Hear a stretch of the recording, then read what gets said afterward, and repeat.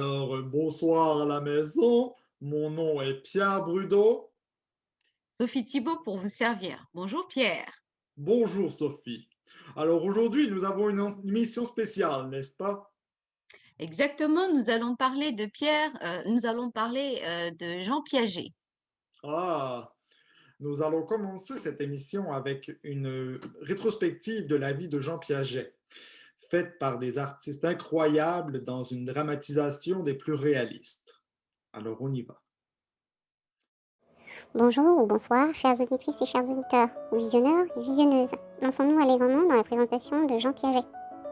Il était une fois un érudit nommé Jean Piaget. Il naquit d'un père, Arthur Piaget, qui était professeur à l'Académie de Neuchâtel, Oui, c'est moi, Arthur Piaget, c'est moi. et d'une mère, Rebecca Suzanne Jackson, Moi, je suis sa femme, Rebecca. qu'on considérait d'un très fort caractère. Et laissez-moi vous dire, une femme de sa trempe, ça ne courait pas les rues. Mais j'ai intérêt à m'écouter, je suis enceinte, vous voyez-vous. Et Arthur, d'ailleurs, je crois que ça s'en vient, ça s'en vient. Oh, vas-y, ma chérie. Tu me diras pas quoi faire. Ah, Maman, papa. oh, mon enfant, je t'aime déjà plus que ton père. Déjà au primaire, l'enfant était brillant. Madame l'institutrice, j'ai écrit une brève dissertation sur quelque chose. Oh, oh, le moineau albinos. Oui, je l'ai vu au parc. J'ai fait un petit quelque chose à un papier de 300 pages, j'avais rien à faire ce matin. L'érudit ne collectionna pas uniquement que des diplômes. Sachez que Jean Piaget fut à la fois professeur de psychologie, sociologie, de philosophie, des sciences à l'université de Neuchâtel, de Lausanne et de Genève de 1929 à 1952.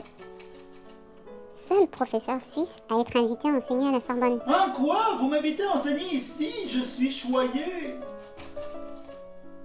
Directeur du Bureau international d'éducation de 29 à 67. Silence! C'est moi le directeur, j'ai des choses importantes à dire! Il ira jusqu'à fonder son propre centre international d'épistémologie génétique en 55. Je déclare le Centre international d'épistémologie génétique ouvert. Ouais! Si Jean fut follement épris de Valentine Châtenay. C'est mon nom. Dites donc, vous chantez vraiment bien, vous! Ah, merci, mon coquin! Qu'il épousa en 1923. De cette union naquirent 3 beaux enfants, Laurent, Salut! Lucienne et Jacqueline. C'est moi! Les 2 tourtereaux ne perdirent point de temps, n'est-ce pas? Cela dit, papa ne tarda pas à commencer à observer ses propres enfants. Alors papa se rendit compte que Lucienne, à l'âge de 16 mois, un jour, devant une boîte à allumettes légèrement ouverte, que Lucienne tentait d'ouvrir la boîte, mais n'y arrivant pas, c'était sa bouche qui s'ouvrait. Et donc vous comprenez un peu, la gamine, elle a saisi que la boîte s'ouvre et se ferme, mais bon, elle le fait avec sa bouche, quoi. Elle ouvre et ferme sa bouche pour indiquer fermeture, ouverture. Piaget se posera plusieurs questionnements, Je me pose encore plein de questions. mais le bonhomme ne s'arrêta pas là. Il observa plusieurs autres enfants, mais beaucoup plus tard. Alors, à toute belle histoire, il y a toujours une fin. Et la fin de Jean Piaget, ce fut le 16 septembre 1980 à Genève. Alors, c'était des plus instructifs, cette biographie. Alors maintenant, Sophie, de quoi parlerons-nous? Nous allons voir Anderson et Piaget en studio. Dans une entrevue? Exactement dans une entrevue des plus excellentes. Très bien, alors nous y allons. Alors, bonjour, monsieur Anderson, Jean de son prénom. Alors, je me présente, Jean Piaget. Je suis, disons, psychologue, neurologue, philosophe. J'ai à peu près 1000 diplômes. Alors, bien, voulez-vous vous présenter et m'expliquer vos champs Oh, d'expertise? Alors, mon très cher Jean, je suis très impressionnée par tous vos diplômes. Moi, je m'appelle John Robert Anderson et il n'y a pas trop beaucoup de choses à dire sur mon parcours, mais je me suis un peu basée sur vos recherches. J'ai continué pour développer le cognitivisme. Mais bien sûr, j'en ai entendu parler. Alors, voulez-vous tout simplement m'expliquer un peu vos visions du cognitivisme et du constructivisme? Exactement, monsieur. Alors, mon très cher collègue, si je puis vous appeler comme ça, Allez-y, allez-y. Piaget, Mais bien très entendu. bien. Pour moi, le cognitivisme est une sorte d'analyse de processus mentaux. Mhm. Ça se passe dans la tête. Et ce Dans le texte. processus, oui, ce processus interne, il permet à l'individu d'apprendre les choses. Je développe son apprentissage par le processus ici. Mhm. Alors, nos études mettent l'accent, comme avec vous pour le constructivisme, on met l'accent sur la connaissance intérieure. Donc, si la personne a la connaissance avant, il rencontre de nouvelles choses, il se passe quelque chose ici pour permettre de poursuivre l'apprentissage. Vous comprenez, monsieur? Mais tout à fait. Ça va beaucoup dans le même sens que mes théories, en fait, qui... Je pars de l'idée que, voyez-vous, l'intelligence et l'être humain en général, il est absurde, mais complètement absurde, de réduire l'enfant à un petit adulte. Les deux évoluent de façon très différente. Eh bien, en fait, l'enfant est toujours en assimilation de son environnement et pour ensuite s'y accommoder. Alors que, Exactement. alors que l'adulte, plus il grandit, le processus d'assimilation et d'accommodation se fait beaucoup plus rapidement, ce qui laisse place à l'enfant de, de passer de la déduction et à l'expérimentation. C'est-à-dire donc qu'il n'est plus simplement réceptif des stimuli extérieurs, il est maintenant, il y prend part, il anticipe ce qui se passera Oh, pour ensuite les appliquer lors d'une expérimentation. Et c'est ce qui lui permettra de développer la raison. C'est ce qui lui permettra de, de, de réfléchir à un second niveau, de passer à l'abstrait, de ne plus être nécessairement dans le concret et ce qu'il voit, mais de pouvoir anticiper ce qui peut venir plus tard. Contrairement à vous, effectivement, je suis d'accord que les processus sont terriblement importants. Je pense que la cognition est la clé. Mais je pense également que tout se développe à partir des expériences, mais avec la base d'une certaine génétique. Voyez-vous? ah, je vois. Alors je crois que c'est l'ensemble des deux, des connaissances acquises, des expériences et des capacités cognitives innées, qui permettent à l'individu de se développer à son plein potentiel. Mon cher Piaget, excusez-moi, mais je placerai le cognitivisme un peu plus au-dessus, Que le sans, constructif, sans vous vexer, nous juste avons, pour rigoler. nous avons C'était une... juste pour rigoler, monsieur. C'est correct! Après tout, c'est moi qui ai inspiré votre travail. C'est vrai, Alors, c'est absolument vrai.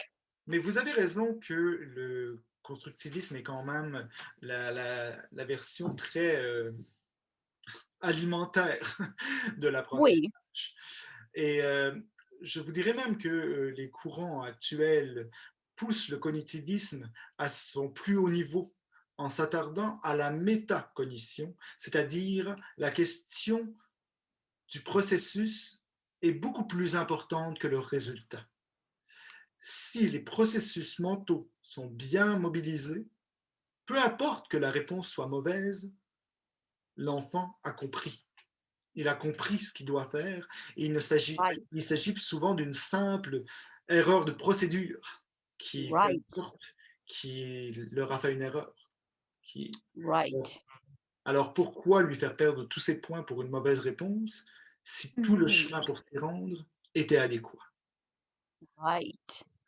Mais en fait, je crois que nous avons inspiré nous-mêmes la communauté scientifique en ce Oui. sens.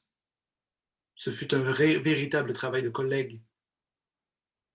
N'oubliez pas, monsieur, je voulais juste ajouter, mon cher collègue Piaget, que notre recherche a permis de construire l'ordinateur parce qu'on a compris comment fonctionnait le cerveau qui prend l'information, traite l'information, transforme l'information. En fait, l'idée des processus et du cognitivisme a beaucoup emmené l'idée de l'intelligence artificielle, puisque si les processus sont bien intégrés et sont bien appliqués, à ce moment, l'ordinateur pourrait déduire certaines informations, les expérimenter et arriver donc Right, à un certain raisonnement. right, Il s'agit du même principe que nous expliquons, mon cher Anderson. right, right.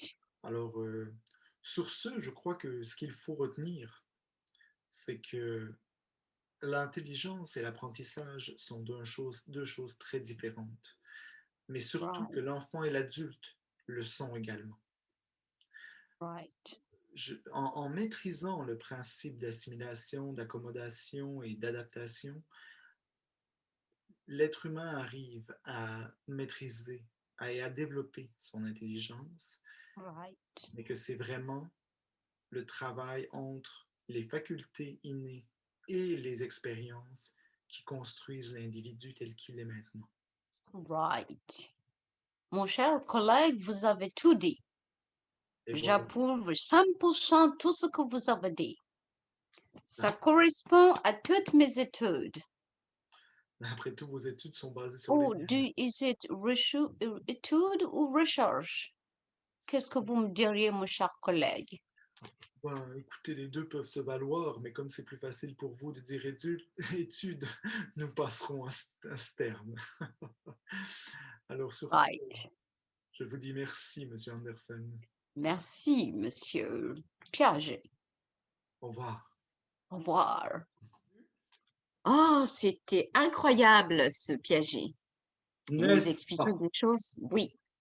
Oui, Pierre, j'étais très étonnée de voir comment Anderson s'est défendu par rapport au cognitivisme, hein. exactement. Alors, nouvelle de dernière minute de COVID. Un sondage léger marketing passé auprès de toute la population du Québec nous révèle que 100% des Québécois en ont assez d'entendre parler de la COVID. C'est très intéressant tout cela. Absolument, je vous le concède, Pierre. Alors maintenant, nous allons passer à une entrevue, à un reportage de notre stagiaire Eugène Simon Bissonnette-Vaillancourt qui nous parlera du jeu en éducation. Ouais, ben, merci en studio. On va parler de Piaget aujourd'hui, là, puis on va mettre une chose au clair. OK? Lui, là, il a sorti son livre Éducation et pédagogie dans les années 60. Ouais. Ben, des années 60, là, c'est le moment, genre, pour ceux qui font des liens, là, où le rapport parent, il a été sorti. Tu sais, le rapport parent, c'est ça qui a mis les bases de l'éducation traditionnelle. Ben, c'est drôle, hein, mais, tu sais, moi, je dis que Jean Piaget, il est sick. Parce que lui, là, il parlait d'éducation nouvelle des années 60. Puis en particulier, il parlait du jeu. On va en parler du jeu un peu, là. Tu sais, lui, là, il disait que le jeu, là, c'était pas une activité vide qui sert absolument à rien. Il dit non. Lui, là, il disait que le jeu, là, c'est la façon pour l'enfant d'assimiler son environnement puis qu'est-ce qu'il a appris. Fait que, tu sais, mettons, là, qu'un enfant, il joue à la poupée, là, ben la poupée, là, c'est sa façon de reproduire les dynamiques sociales qu'il a vécues puis sa compréhension du monde qui l'entoure. Ben le jeu, là, ça peut fonctionner comme ça dans toutes les sphères de l'éducation. Tu sais, je sais pas si tu sais, il y a des enseignants qui nous écoutent, là, mais tu sais, quand vous faites juste parler, là, ben c'est plate. Ouais. C'est plate. Fait que là, dans le fond, tu sais, ce que je proposerais, là, ça serait de mettre un peu de jeu là-dedans puis un peu de fun. Parce que, tu sais, quand il y a du fun, ben on apprend. Ouais, on apprend. Regarde la preuve, j'ai questionné mon frère. Moi, mon petit frère, là, j'ai questionné, là, j'ai demandé, genre, qu'est-ce qu'il aimait à l'école. Ben écoute, on va voir sa réponse. Bertrand Augustin, Quoi? t'es quoi la matière à l'école que t'es le meilleur? Ben, moi j'aime ça les mathématiques. OK. Ouais. Pourquoi? Ben, c'est parce que c'est le fun, puis on fait des jeux, puis je suis bon, puis ouais. Ouais, c'est ça. Est-ce que tu veux sourire pour la caméra? Hein? Ça convainc ça, je pense? Il me semble que c'est évident. Ils aiment les maths parce qu'ils font des jeux. Tu sais, l'enfant, là, avant de pouvoir genre conceptualiser des affaires bien abstraites, là, ben, il a besoin de manipuler les choses. Puis des fois, le jeu, c'est la façon de manipuler des trucs. Tu sais, de jouer au dé pour pouvoir compter, ben là, tu peux compter les points, puis là, tu fais des additions, tu t'en rends même pas compte. Tu fais des multiplications, puis tu t'en rends pas compte. Ouais, parce que des multiplications, c'est des additions répétées, là, c'est pas juste un concept vague. Fait que là, on va mettre les bases du jeu, OK? Là, le jeu, là, c'est pas juste le fun, là. C'est pas... L'idée, là, c'est pas genre que ce soit une récréation constante, l'école, là. Non. Faut que le jeu y ait une intention pédagogique.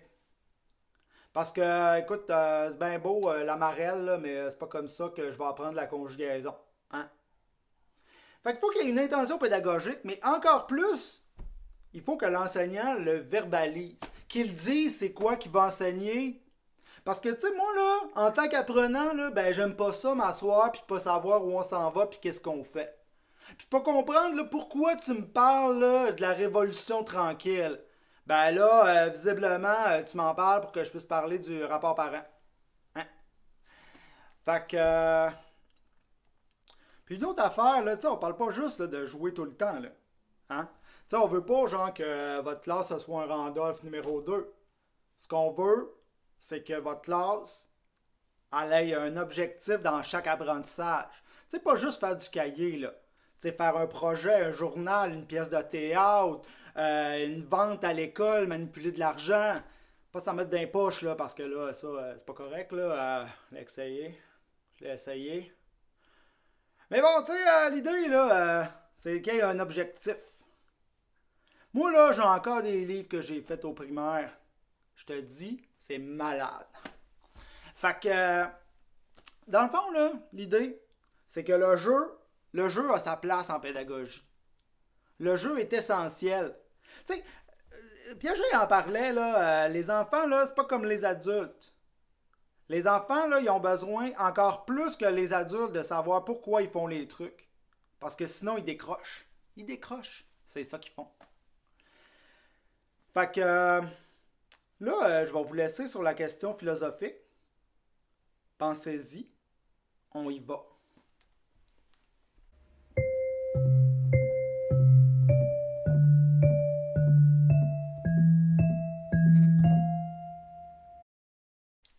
Ouais, hein? Fait réfléchir, ça, hein? J'espère que les profs vont penser à ça, hein? Fait que c'est Eugène Simon Bissonnette Vaillancourt qui vous dit BRRR en studio. Alors, voilà qui nous donne envie de jouer, n'est-ce pas? Oui, mon cher Pierre. Alors, mon cher Pierre, avez-vous appris ce qui s'est passé à l'UQAM ces derniers jours? Mais non, Sophie, parlez-moi. Gros scandale. Alors, l'un de nos professeurs est accusé d'avoir diffusé des... De la musique? Oui, de la musique. Et alors, il a fait passer des chansons pour lesquelles il n'a pas encore payé les droits d'auteur. Et pourtant, Non! oui. Et pourtant, avant d'être traîné en justice, le consortium des chanteurs l'avait déjà interpellé, hein, à 2 reprises, il paraît.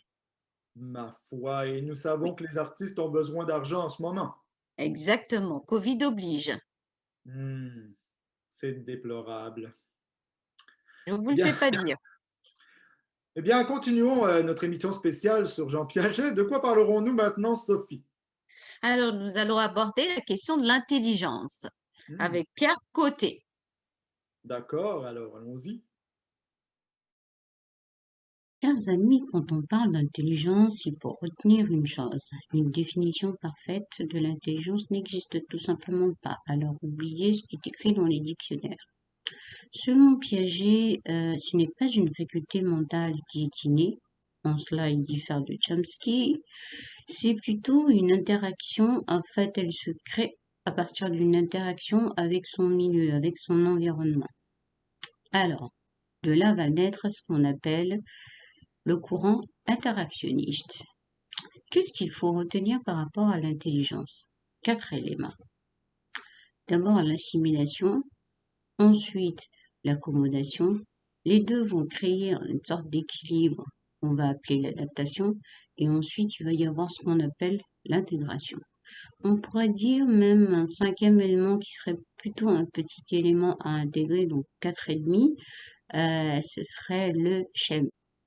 Selon Piaget, le schème est une représentation mentale. C'est la plus petite unité abstraite qui correspond à la structure d'une action. Pour que l'intelligence se développe, il faudrait que ce schème se multiplie, devienne des schèmes en fait. Les schèmes se multiplient, les schèmes deviennent plus généreux et que ces schèmes-là, au fur et à mesure des expériences de la personne, deviennent beaucoup plus mobiles. Dans son rapport avec l'environnement, l'individu va utiliser ce dont il dispose pour résoudre des problèmes. On parle d'assimilation. Par contre, à d'autres moments, cet individu-là aura la capacité de s'adapter à son environnement en transformant ce dont il dispose et en créant de nouvelles structures dont il ne disposait pas. On parle alors d'accommodation. Piaget nous dit que ces deux éléments, donc l'accommodation et l'assimilation, vont se mettre ensemble pour créer l'équilibration.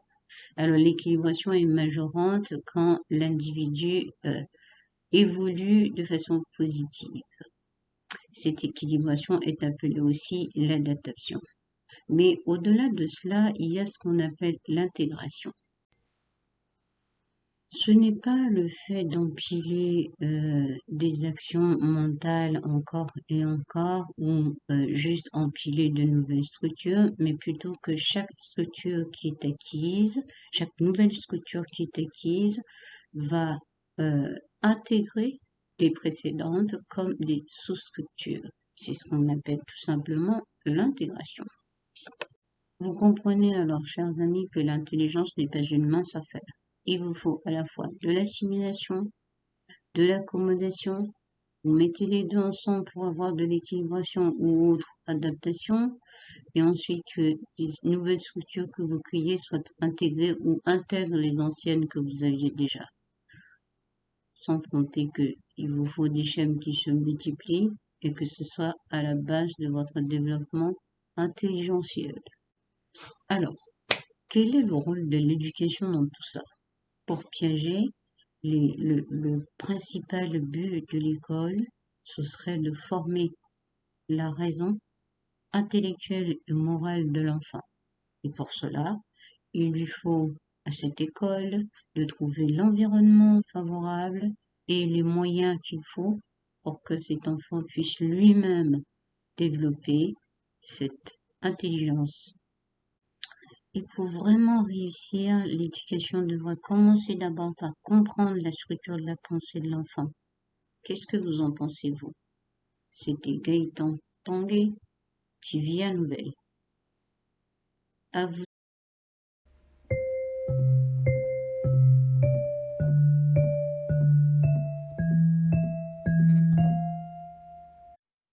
Un gros merci à notre correspondant Pierre Côté qui nous a fait comprendre certaines choses. Très Êtes-vous intelligent. intelligent, mon Pierre? Je crois que je le suis, quelque peu. Peut-être qu'avec l'âge, j'en perds un peu. Très drôle. Alors, Alors maintenant, ce n'est pas tout l'intelligence, ma chère Sophie. La socialisation est aussi un point très important parlé par Piaget et elle joue un rôle très important dans l'apprentissage des enfants et même des adultes.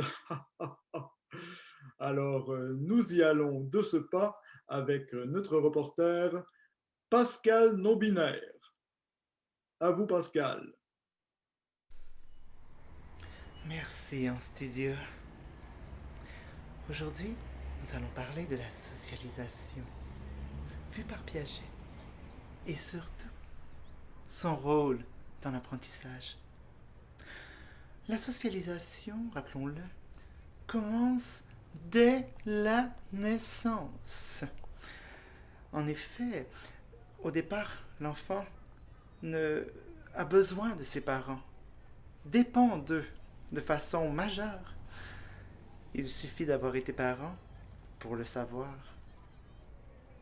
Et donc, au départ, l'enfant ne comprend pas que lorsqu'il ne voit pas ses parents, ceux-ci existent tout de même. Et bien sûr, le processus de socialisation évolue au cours de la vie. C'est évident, n'est-ce pas? Donc, au départ, l'enfant prend conscience de l'autre. Ou plutôt, il prend conscience de lui-même.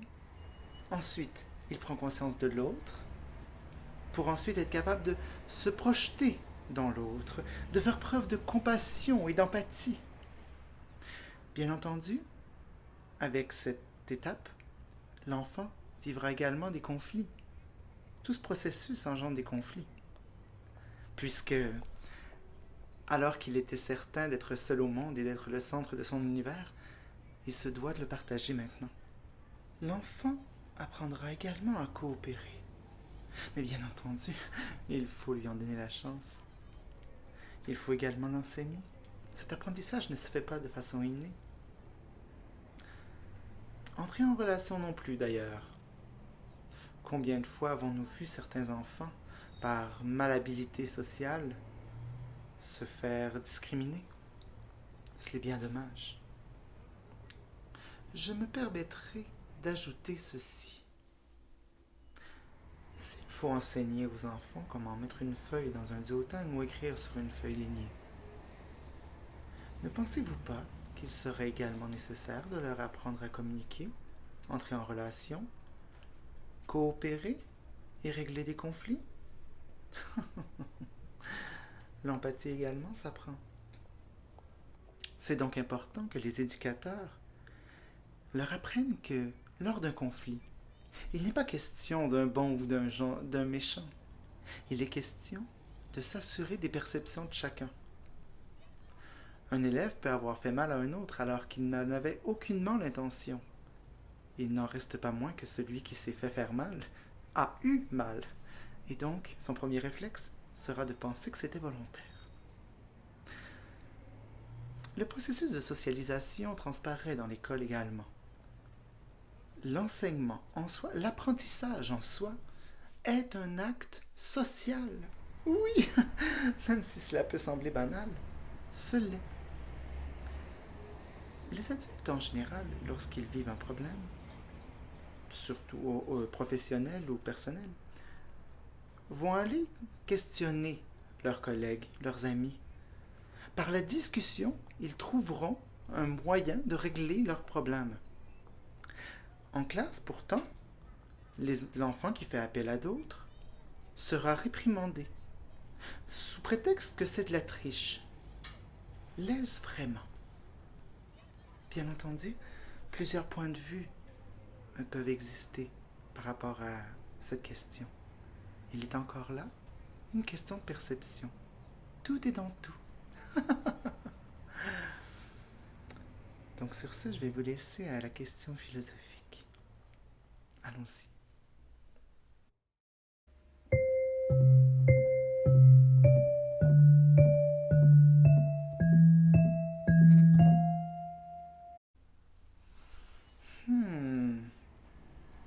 Voilà qui est bien questionnant, n'est-ce pas? Je vous laisserai donc y penser. C'était Pascal Non-Binaire qui vous dit le genre, c'est secondaire. À vous en studio. Alors, je ne sais pas pour vous, Madame Thibault, mais je n'aurais jamais anticipé que la socialisation soit un processus aussi important dans l'apprentissage. Je pense qu'en y réfléchissant, faudrait que je m'y mette moi-même, hein. À parler avec des gens? Beaucoup plus, oui. Ah, Malgré la Covid qui sévit. ouais, les écrans, c'est pas suffisant, hein? Pas du tout. Je ne suis pas sociable en ce moment.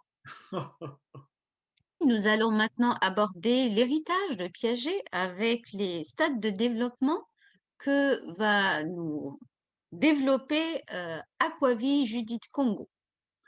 Et par la suite, un reportage de Gilbert Lalicorne portera sur la psychopédagogie du bien-être. À vous en studio. Chères visionneuses et visionneurs, aujourd'hui, les stades de développement de Piaget sont simplement un secret de polichinelle.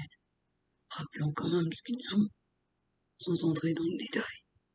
Alors, stade sensorimoteur, 0 à 2 ans. Stade préopératoire, 2 ans à 7-8 ans. Stade opératoire concret, 7-8 ans, 11-12 ans. Et stade opératoire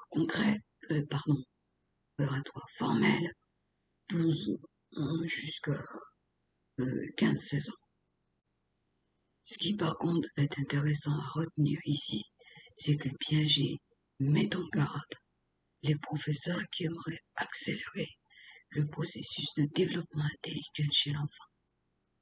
Alors, même si nous savons que l'école doit mettre en place tout ce qu'il faut pour développer l'intelligence chez l'enfant, il faudrait plutôt regarder du côté de la maturation interne pour laisser le développement intellectuel se faire lui-même.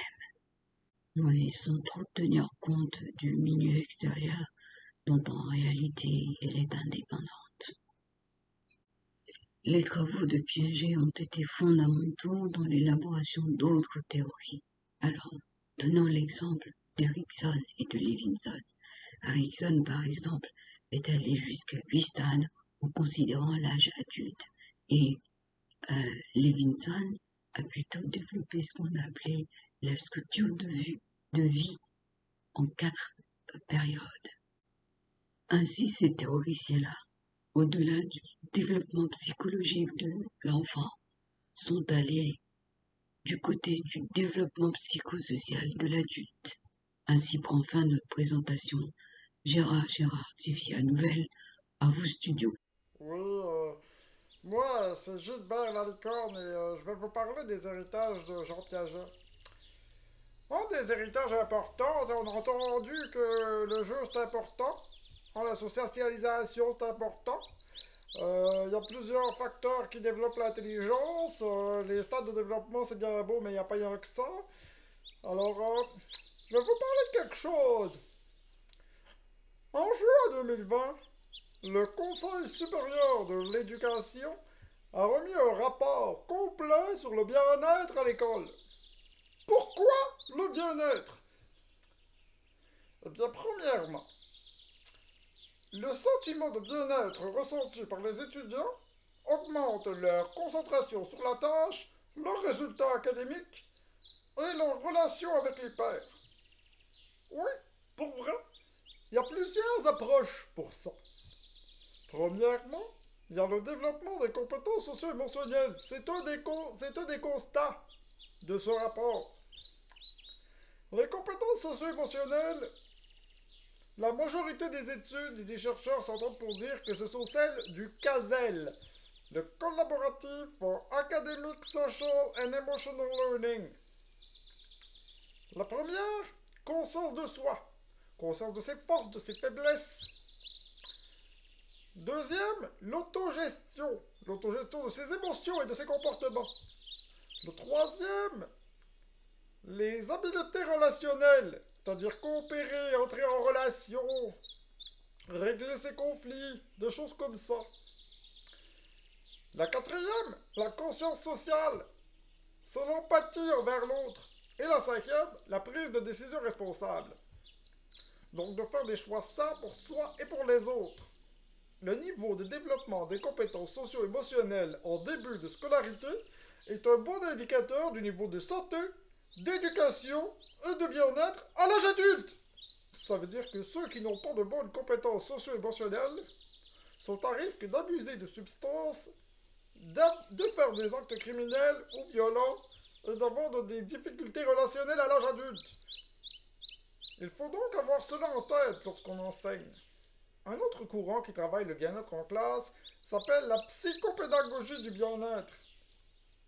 C'est sensiblement le même principe, un peu comme aussi l'éducation positive. Il y a plein de thèmes comme ça qui parlent d'approche pour augmenter le sentiment de bien-être. Mais ne sous-estimez pas le pouvoir de l'enseignant pour faire en sorte que le bien-être soit ressenti dans sa classe. Premièrement, sois conscient de ton propre bien-être. Oui, toi l'enseignant, sois conscient de ton bien-être et de tes émotions. Sois auto-empathique envers toi-même. Oui, c'est important, tellement important. Permets à tes enfants, à tes élèves, à tes étudiants d'apprendre de la façon qui leur convient. Certains enfants vont avoir besoin de bouger pour travailler debout, coucher par terre, avec quelqu'un. Certains vont avoir besoin d'avoir des écouteurs afin de couper tous les sons. Certains étudiants dessinent et se les aide à écouter. Oui, c'est fini le temps où tout le monde doit regarder l'enseignant pendant qu'il enseigne. Alors, c'était Gilbert Lalicorne qui vous dit à vous en studio. Alors, Chers téléspectateurs, nous pensons que vous avez appris quelque chose avec Piaget. Alors, mon cher Pierre, avez-vous appris quelque chose? tout à fait, Sophie. Si jamais vous êtes intéressé à en connaître davantage, certains articles sont mis en lien avec cette émission sur le site de tivianouvelle.com. Alors, vous pourrez les consulter et creuser davantage chacun des sujets. Absolument. Alors, c'était Pierre Brudeau Et Sophie Thibault qui vous dit bonsoir et à la prochaine. sur TVA Nouvelle.